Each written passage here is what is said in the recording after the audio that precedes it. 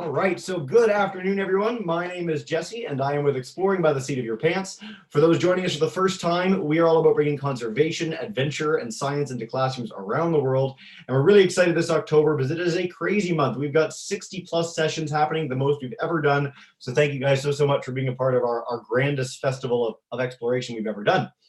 Right now, we've got 7 classes joining us from across North America. So I want to give them a chance to say hi and do a bit of a shout out. We've got Miss Facero's grade 7s in Taylorville, Illinois. Hi, guys. Hey. We've got Miss Deer's grade 7s in Chesapeake in Virginia. Let me just get there. Hey, guys.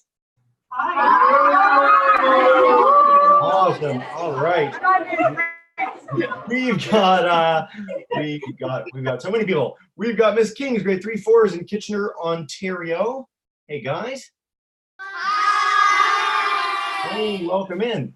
We've got Miss Jenko's grade 3s through 6s in Toronto, Ontario. Hi, guys. Hey, there's a lot of you. We've got the whole school involved there.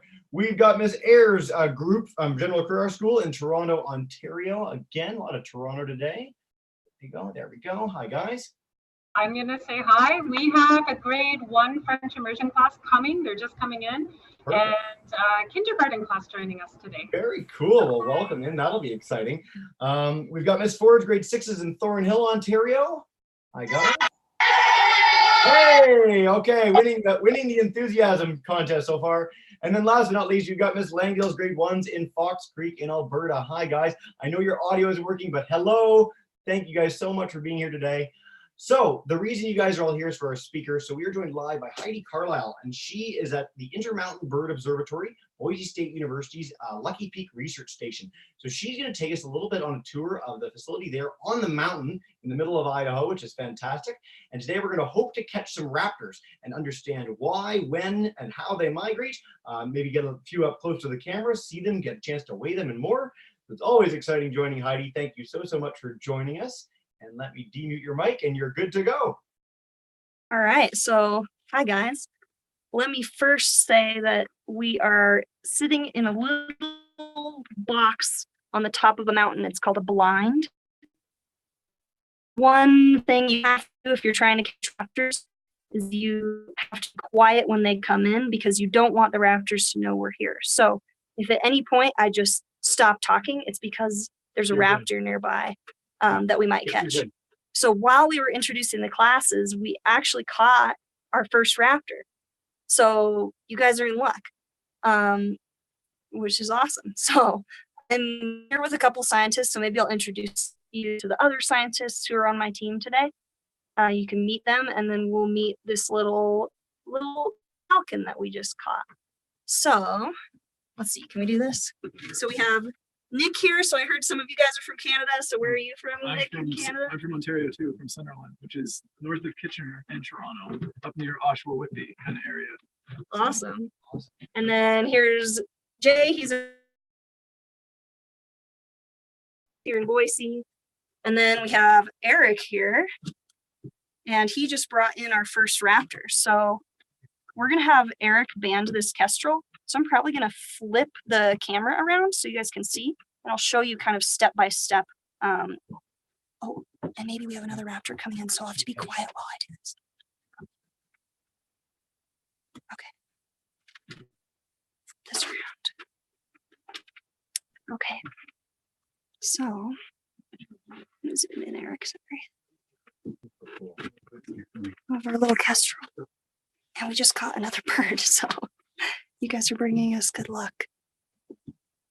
So you guys can see, sorry if you guys can't hear me, but Eric is deciding what size band to put on the kestrel. So he's picked out a band and he's going to use the pliers that he has to open the band. He's going to make it kind of a C shape so that he can put it on the leg of the bird. And then, oh, there's a lot of raptors around. Sorry, guys. And then he's going to put the band in the pliers, and that hole allows him to close the pliers around the leg without touching the leg of the bird. So the band fits a watch or a bracelet, so it can spin, it can move up and down, and feels really comfortable on the leg of that bird. So you can see how those holes work perfectly to close that band. And this band has a 9-digit number on it. That allows us to catch or catches this kestrel. We'll be able to read that number and know where that kestrel came from, when it was captured. We'll be able to see how old it was when it was first caught. So that can allow us to figure out the lifespan of these birds. And so you guys can see Eric's recording on the data sheet. One of the first things he's recording is, of course, the species. So this is an American kestrel. They are the smallest falcon in North America. And so they're related to birds like the peregrine falcon, which you guys may have heard of before. We're also recording what time we caught the bird. We're recording the date. So we can look at our time, how many through, and actually this year we're catching fewer kestrels than average. So it'll be really interesting at the end of the season to look at the big picture and see, what was going on. Why did we catch fewer kestrels than normal?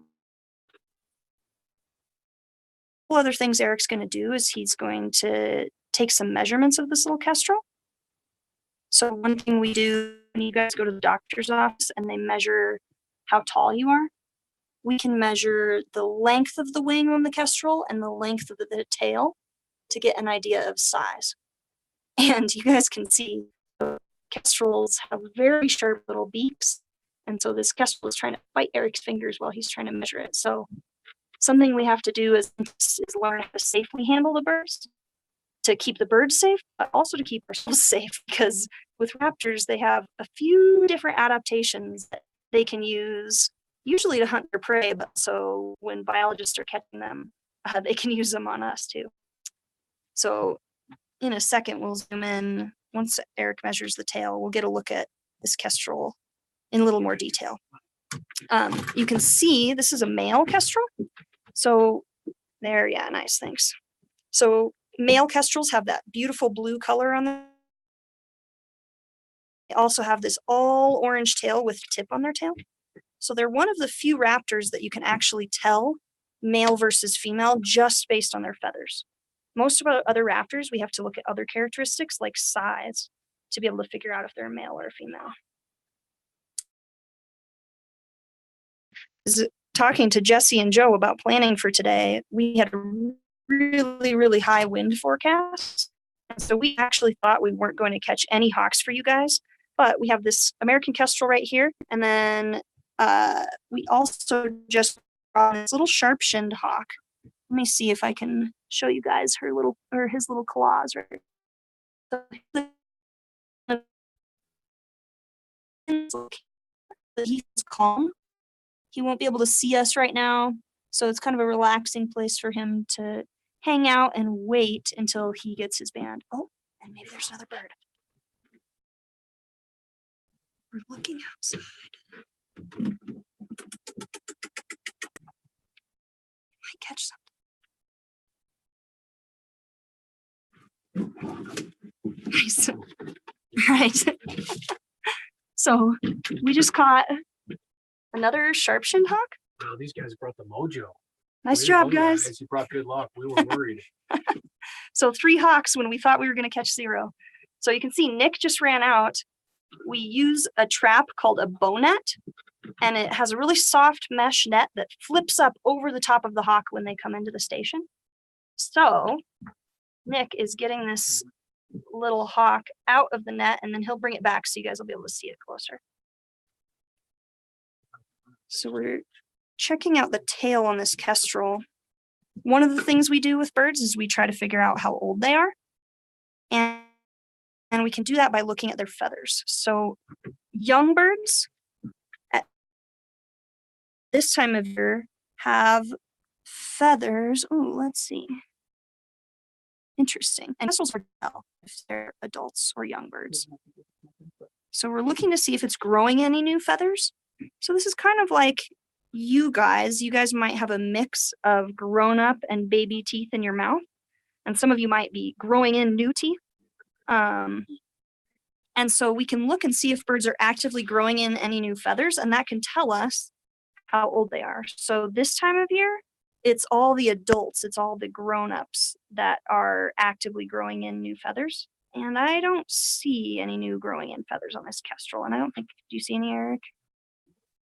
So far, I wonder if this just looks like might fight the, might be beating it up a bit, because Yeah. the shaft color is the same.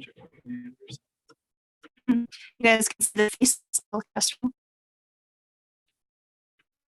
And then, so we also have, this sharp-shinned hawk waiting to get banded, and then Nick, another sharp-shinned hawk. Awesome. So you guys can see, we hold them in these little cans, and you can see how calm this bird is right now. See if he's in there. So this is how we can hold them so that while we're getting ready to band them. All right. So some of the other things we are looking at on these birds. Oh, good. Oh yeah, so this kestrel has some baby feathers on its chest, mixed in with grown-up feathers. So that's a great way for us to be able to know that this is a young bird. So that means it was hatched. Oh, Jay has another bird. That means this bird was hatched this summer, so it's only a few months old. Jay sees another sharp-shinned hawk. And he just got it. So Nick's gonna run out and go grab the sharp-shinned hawk. Nice job, guys. Best bird day ever. Yeah, this is cool. Seriously. This is so way much more better than we thought. expected.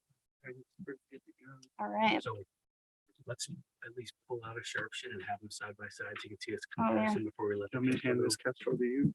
Yeah, sure. And We'll do really what we do. Is that from you? What the fuck? All right, so I'm gonna flip my camera around. then Sorry, I'm probably making you guys really dizzy. So that next time. oh, Nick's gonna come in this door. So we have this little American kestrel here. And then we'll show a comparison with the sharp-shinned hawk. So you have oh good. It's right here. So here's our kestrel and our sharp-shinned hawk. So you can see the kestrel that I'm holding has all dark eyes, and that sharp-shinned hawk has really red eyes. Ooh. The kestrel, I'm not sure if you guys can see, but kestrels have very sharp beaks, whereas sharp-shinned hawks, they have, well, they also have pretty sharp beaks, but they have very sharp feet. So the hawks are using their feet to catch their prey, and the falcons are using their beaks to catch their prey. So here's a little look at this falcon. You can tell it's a falcon because of that dark eye. Falcons also have those dark black lines coming down below their eyes. So it's kind of like a cheetah has those dark lines as well.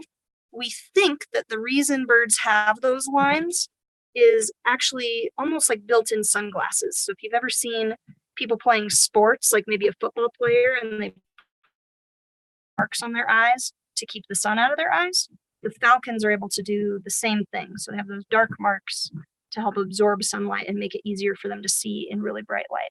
You probably can't see, but inside this little kestrel's looking at me instead of the camera. In this kestrel's nostrils, it has two little dots. And those dots are little cones inside its nose holes. And that helps it, falcons have this adaptation so that when they're flying really fast, they can still breathe. If you've ever stuck your head out a car window and the wind is blowing really fast, sometimes you can't even suck air into your lungs. It makes it hard to breathe. But falcons have this adaptation so that they can breathe even with really strong winds. It's actually the same mechanism on the inside of jet engines where they have a cone inside.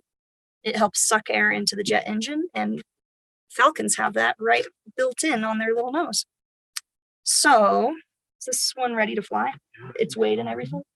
I can call. All right.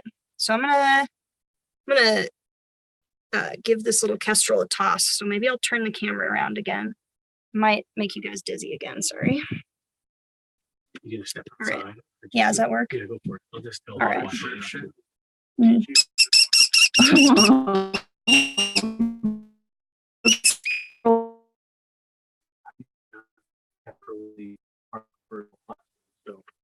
show it off to them.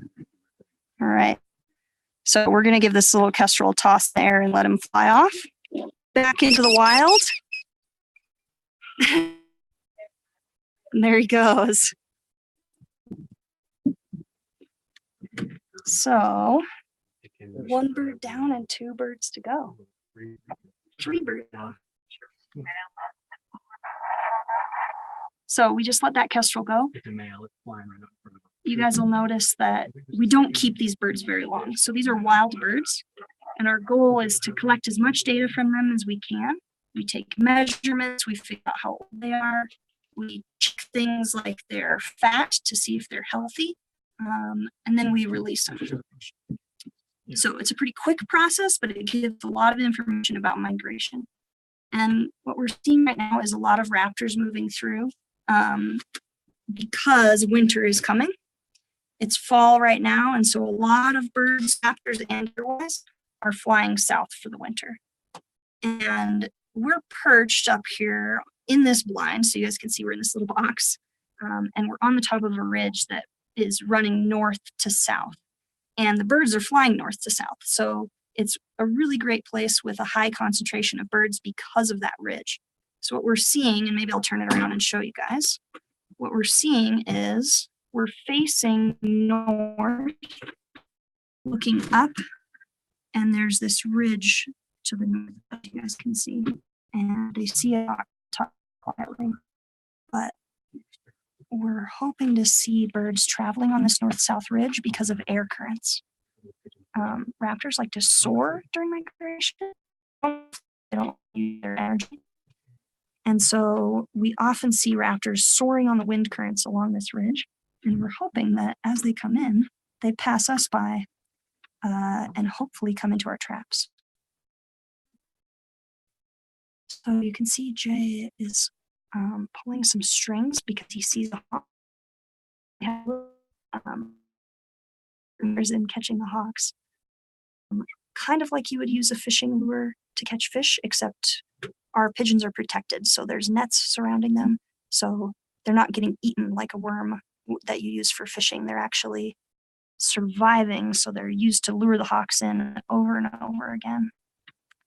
So Jay,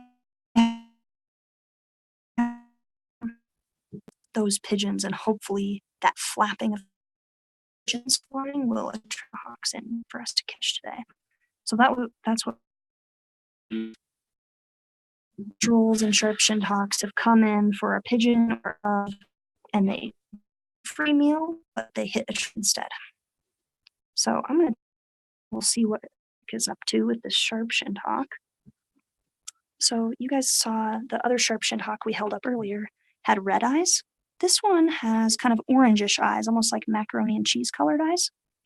And we can tell that this sharp-shinned hawk is an adult because of its nice blue-gray back and then orange chest. But we suspect that this is a young adult because of its eye color. So when they're really young, they have yellow eyes. And as they get older, their eyes turn red. So this one is kind of in between. All right, so we're going to check.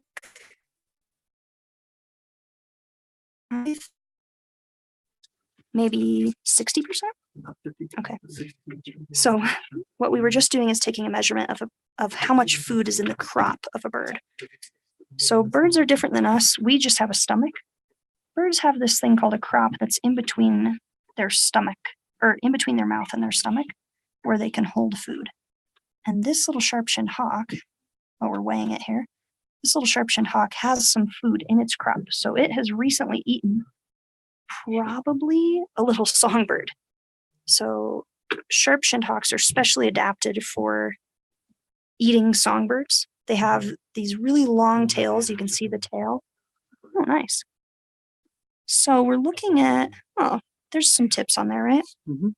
So we're looking at this bird. I don't know if you guys can see, but do you guys see there's the old brown feather and then there's the new blue-gray feathers? Yeah. So this old brown feather is from when this bird was a baby last year in the nest. So because of this mix of feathers, we can say exactly how old this bird is, which is pretty cool. Yeah. Okay, Jay says that there's a bird coming into the pigeon. You guys can see the pigeon flapping. It's not. Okay, watch the dove. Okay, we're gonna watch right there. Here we go. Watch the dove. There's a flapping dove, and then there's a hawk coming in. Nice. Cool. Can't believe we got that on video. All right, so Nick is running out to the bow net. You can see the hawk narrowly missed the dove. We flipped that trap over to protect our dove, and we caught the hawk. And I was watching on the camera. I couldn't even see. Coopers. Right, cool. Okay, so I'm gonna try flipping my camera again. Wow, we're just having so much activity. I have to keep changing the camera. This is nuts. So I think I started to tell you guys, I thought that, well, we all thought that we wouldn't get very many hawks today because there's a big storm coming. We have a storm coming in this afternoon and it's gonna last until tomorrow. We are starting to think maybe these hawks are in a rush to get out of here. Is that what we're thinking? So it's very, very windy today and we think these birds know that a storm is coming. And so they're ready to just get out of here. So there's a lot coming through right now. And it'll be much more windy tomorrow. And it's gonna be a lot more windy tomorrow. More conditions tomorrow. So here's this little sharp-shinned hawk looking at me instead of camera. So the sharp-shinned hawk is looking around at me, but you guys can see those nice orange eyes. So it is a young bird. Nice. Nick here has a Cooper's hawk. A mad Cooper's hawk. So you can see how he's specially trained to hold this bird by its feet so that it can't hurt him and it also is safe for itself. We're working to serve these birds, so we're trying to study them and help. And so, of course, as scientists, we want to make sure that we're really well trained so that we're able to handle these birds safely. So yeah, now hawk is looking around and showing you guys off. So I'm okay to let this one go, Jay. Yeah. Okay. Very cool. Good call. All right. Watch. How about another release? I'm gonna step out of this box. You ready? I'm ready. Okay. Give her a little toss. Oh, decided to fly north. Okay. So How'd you know? this is amazing how you Yeah, like, or Lucy. it's almost like it's fake. You have so many birds. Like we're gonna always do sessions when there's a storm coming from now on. This is the best. I know, right? We So, see it. so yeah, if it's all right with you, we'll dive into some questions. And then of course, if you need to be quiet because a bird's about to be caught, just let us know and we're okay if there's some silence for a second. Cool. And I'll turn so you can see Eric working on the other hawks in the background while we do Q&A. Perfect. All right. We've also got a bunch of groups on YouTube. So most of you are already really good about typing in questions, but just so you know, if you want to type in questions and you're on YouTube, just let us know what grade you are, where you're joining us from. Happy to share them. But yeah, let's dive in with our live classes. So Miss Facero's class, if you guys want to kick us off with a question, come on up.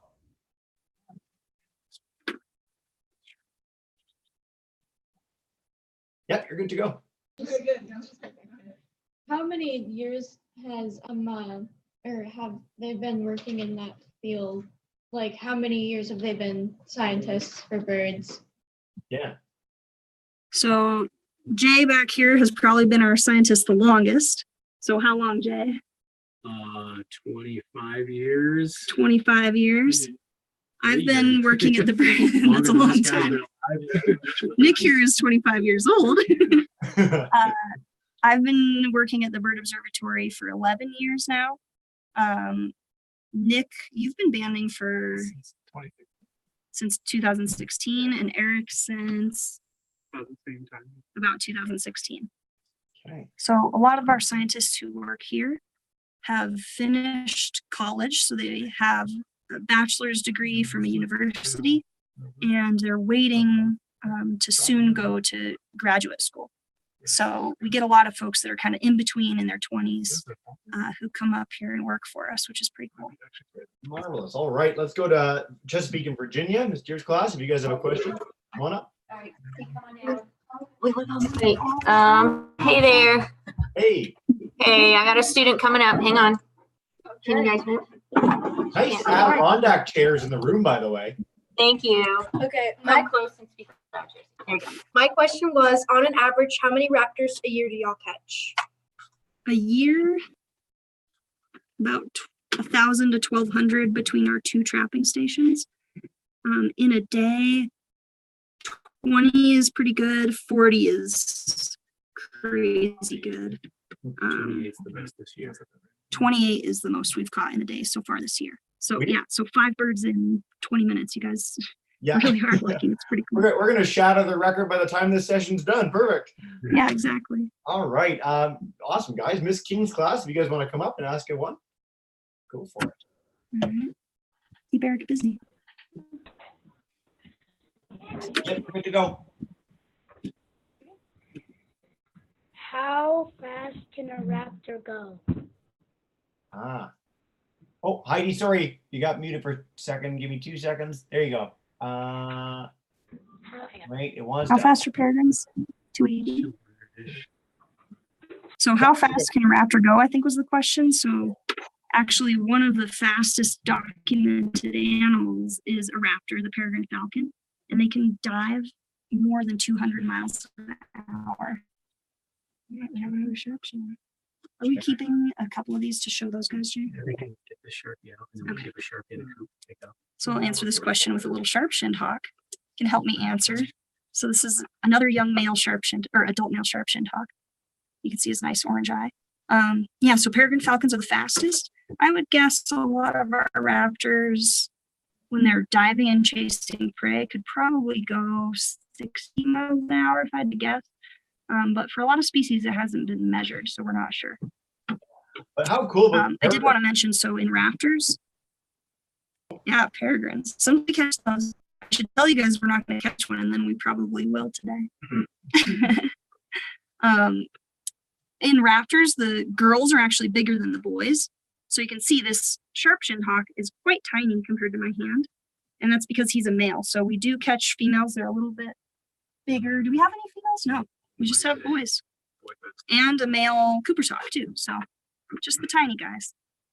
All right, so can I toss this sharp-shinned hawk and then I can take another question? Perfect. Let's Let it hop on. We got another release coming out. All right, ready, buddy?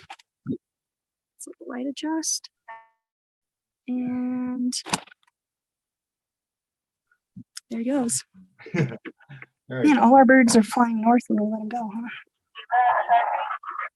Very neat. Yeah. All right, we're gonna take a question from a group online. So Mr. Hancock's class, grade 4s in Georgetown, who have asked, I think, 197 questions while we've done this session so far. They want to start. There's so many, I don't even know which one to choose. Well, we'll start with the first one, simplest one. What is a raptor? So what defines all these birds that you guys are catching? Good question. So there's some debate how to define raptor, but usually people consider a raptor any bird of prey, so any predatory bird, but there are some birds who are predators, like a great blue heron, they eat fish, that people don't consider raptors. So usually it has to do with sharp talons, so sharp claws, and also sharp beaks. The interesting thing is falcons and hawks, which are both considered birds of prey, they're both considered raptors, actually aren't related at all. So falcons actually are related to parrots instead of hawks. So it's led to a little bit of confusion and debate for scientists because, they share characteristics and they look very similar, but they're actually not related. But we consider raptors to be our falcons and hawks, as well as sometimes people throw owls in there also in the category of raptor. Very cool. Oh, and eagle. I forgot to say eagles. Eagles are very disappointed. All right, Miss Jenko's class, if you guys want to come up, go for it. Go ahead, ask your question, honey.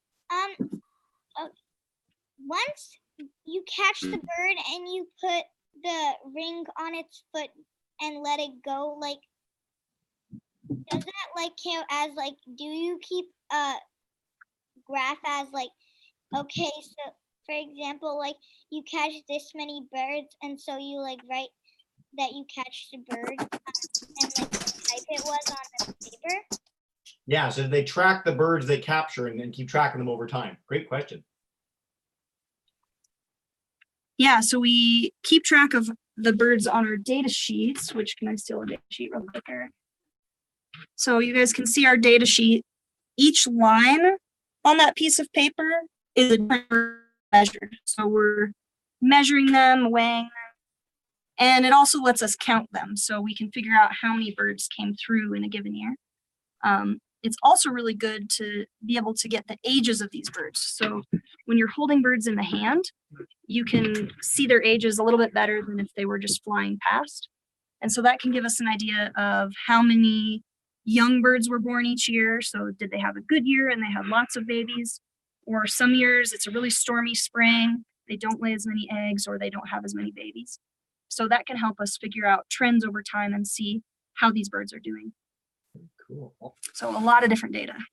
All right. Miss Ayers' class, if you guys want to come up and ask a question.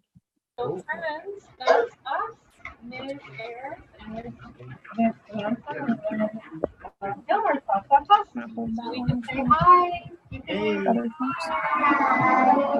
and we made questions. Nice.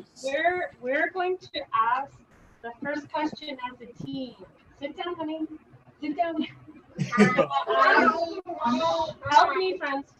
Why are you banding birds? Why are you putting bands on? Why are you putting bands on them, Heidi? Thank you. Why so are we much. putting bands on? Yeah. Yeah, so let me show you guys a band. So I think I mentioned earlier, but these bands have a unique number on them. So you can kind of see those little band numbers on there. So each bird has a unique number, so that allows us to identify them. So if we see them again, or if another scientist sees them again, we can learn how old that bird was. Some of our hawks can live more than 20 years. So it's really great information to have if another scientist finds our bird. They can learn how old it is. We can also learn where they are coming from and where they're going to. So already this year, we had a prairie falcon that was actually banded as a nestling, so banded when it was still in the nest before it could even fly, in California. And we recaught it this year. So it was banded as a baby last year and we recaught it here in Idaho this year. So that gives us great information about prairie falcon movements and where they go after they leave the nest. We also got a sharp-shinned hawk earlier this week, a couple days ago, that was banded last year by another banding station called Bonnie Butte.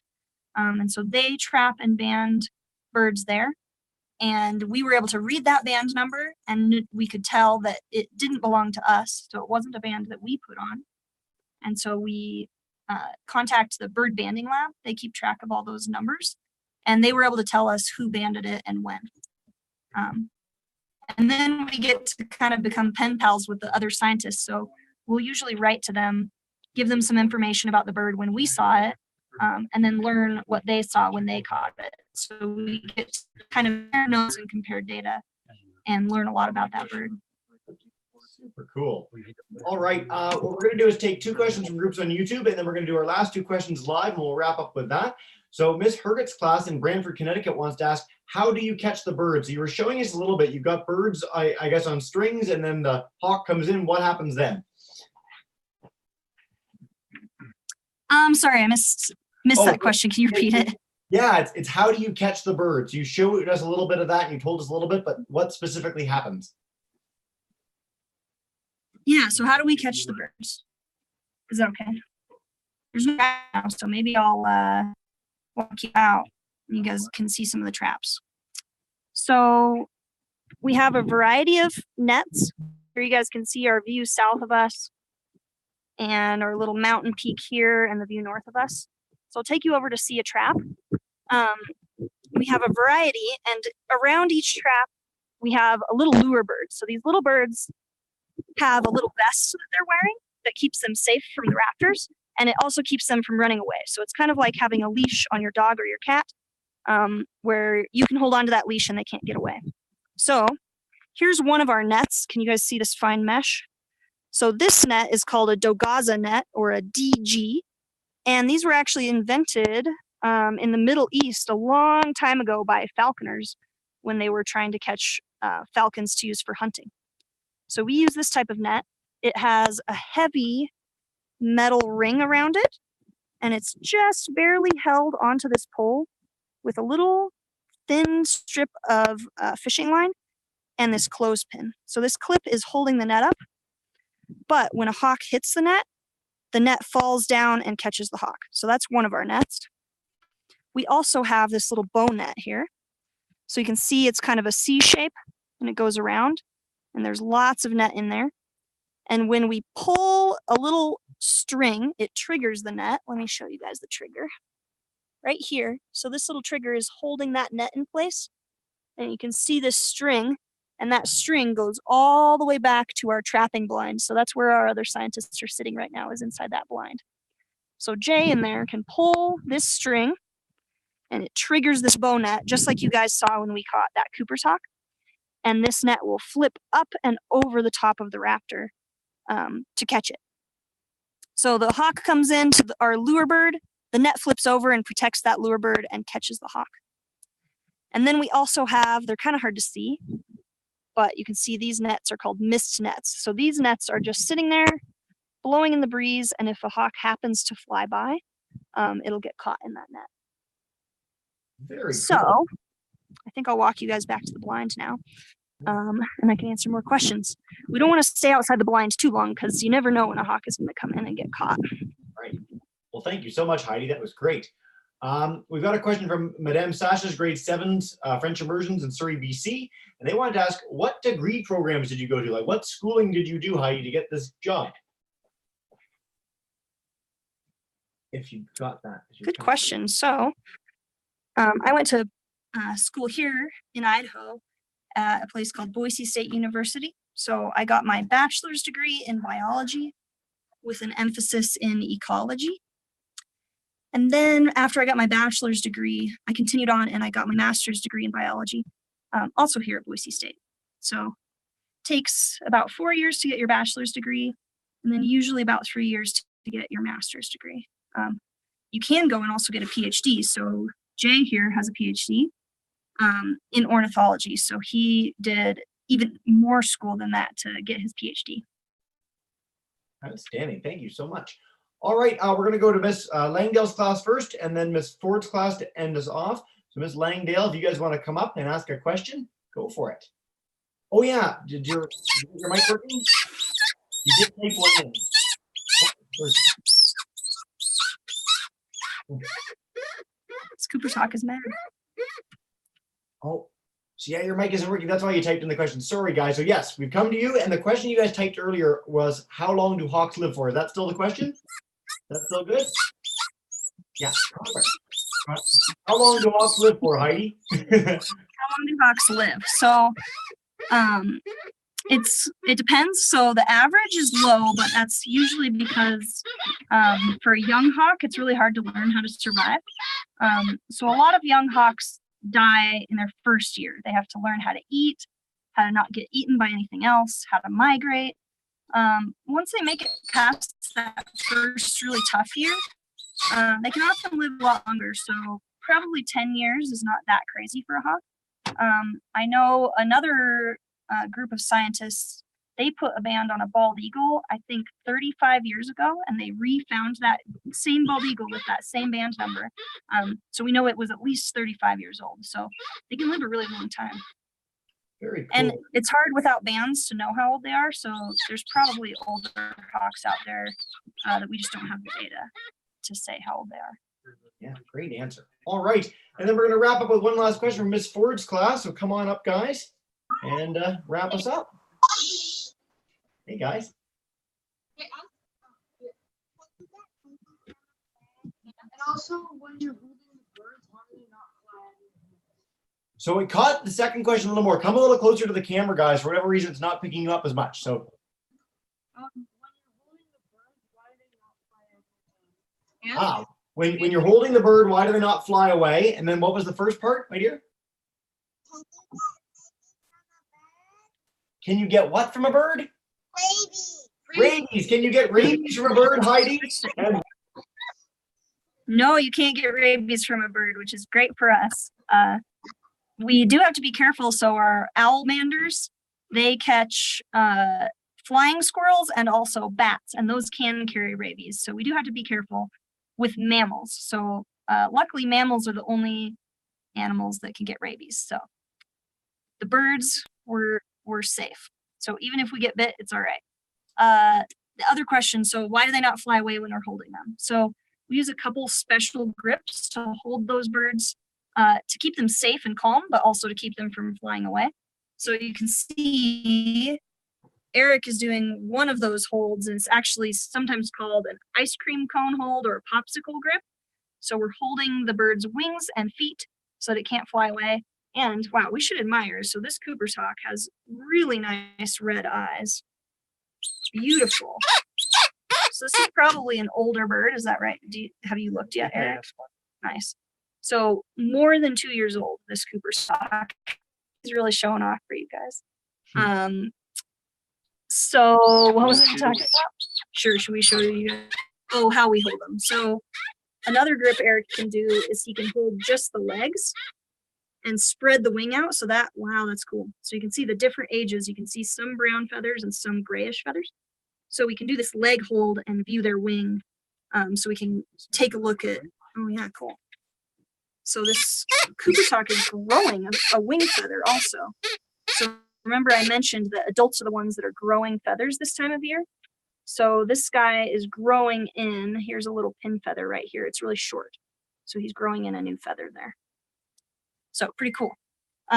So those are some of the grips we use. And they're all designed to be safe for both the humans and the birds, so that they can't get away. And you can hear Cooper's hawks have a very characteristic call. So this Cooper's hawk keeps calling, probably because he wants to fly off here soon and continue his migration. Well, all right. We'll give them that chance in a minute, but thank you so much. So Heidi, before we wrap up, is there a place where we can guide kids to learn more about your birds, the work you guys do, birds in general, anything that jumps out? So you can Google Intermountain Bird Observatory, and our webpage is on the Boise State University website, so you can look us up there. There's also some other really cool bird websites that you can check. One is Cornell's allaboutbirds.org. That's a really great one to read about all these different species you guys got to see today. So you can look up Cooper's hawks, sharp-shinned hawks, American kestrels, and learn a little bit more about them because they're pretty cool species.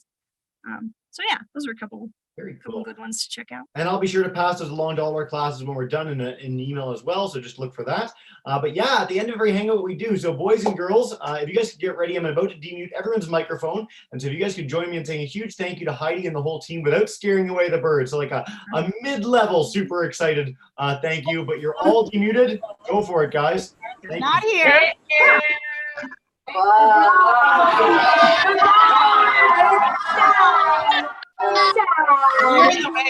Thank you guys so much. We look forward to having you guys back soon. And thanks for the great questions. Heidi, that was marvelous as always. Thanks so much. Yeah, thanks for bringing us the good luck. Yeah, we're coming back. This was fantastic. Best session we've ever done. All right. Have a wonderful rest of your day, everyone.